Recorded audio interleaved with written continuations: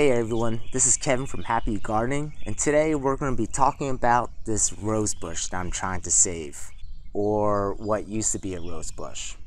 So this is actually my wife's favorite rose bush, and we purchased it a few years ago when we first bought our house.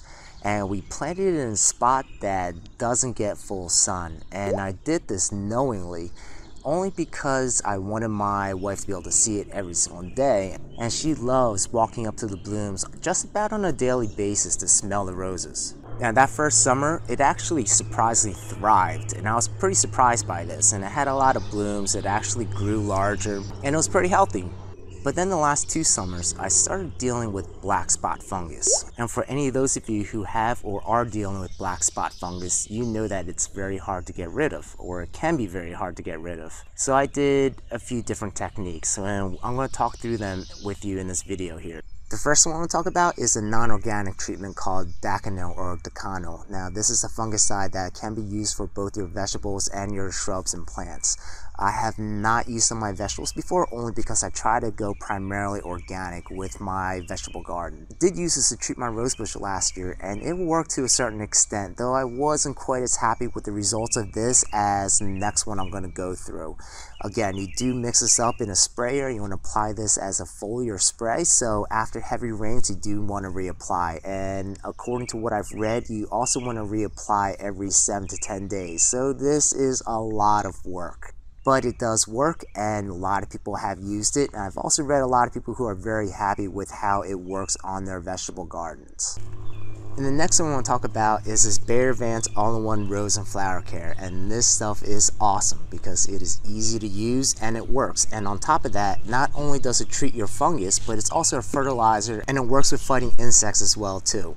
Now with this, what you want to do is actually mix it with your water, and then actually just water right around the roots. So again, really easy to use, and because you water this around the base of your plants, you actually don't have to worry about rain.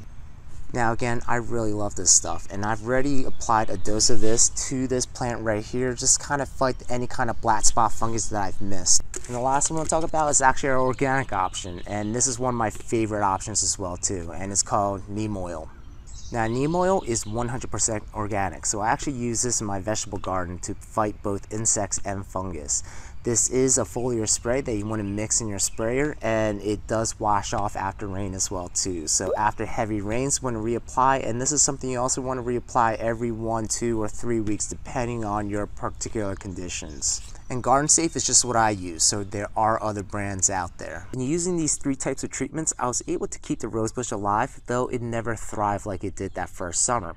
And last summer, at certain points, it actually looked like this for a number of weeks. Now in the last 2 years, it hasn't come up until the heat of the summer, usually around June or July. It thrives in the heat. And then a couple of weeks ago, we had a few days in the 90s, and then I started noticing the spots appearing on the lower leaves, which is a little bit different because it usually starts on your upper leaves and then moves downwards. And because it started on the lower leaves, I knew that it was actually coming up from the ground, and I probably didn't do a good job of cleaning up a couple of years ago or maybe last year, and it was sitting in our soil. So this year I've taken a bit of a drastic approach, and I've dug it up and placed in this planter right here because I wanted to keep it in a location just a few feet away that gets full sun so that my wife can still see it every single day. Now what I've done is actually cut off some of the newer, healthier growth that didn't have any black spot fungus, and I placed it inside of my transplant bucket over there. And with all the other branches, and especially ones that were dead or that had the black spot fungus, I pretty much cut them off and brought it down to its base. And giving you a close-up of what I've been fighting, you can see that all the leaves do have some signs of black spot fungus, and I'm not too worried about that only because this plant has been treated with both neem oil and the Bayer Advanced. You can see that it's covered all the leaves, and this will never go away. Now in some cases it gets so bad, just as with that lower one that you see, and that leaf will eventually completely die off. But the rest of these leaves will just have signs of the black spot fungus even though it has completely gone away. Okay, and let's give you a close-up of the clones. This is my homemade cloning bucket that I made out of a Lowe's bucket, and I bought this humidity dome from my local gardening store. And inside I took clippings of all the healthy growth that I could get. you can see that these leaves are healthy and are not showing any signs of black spot fungus. And a couple of them had a couple of spots, and I did cut those spots off.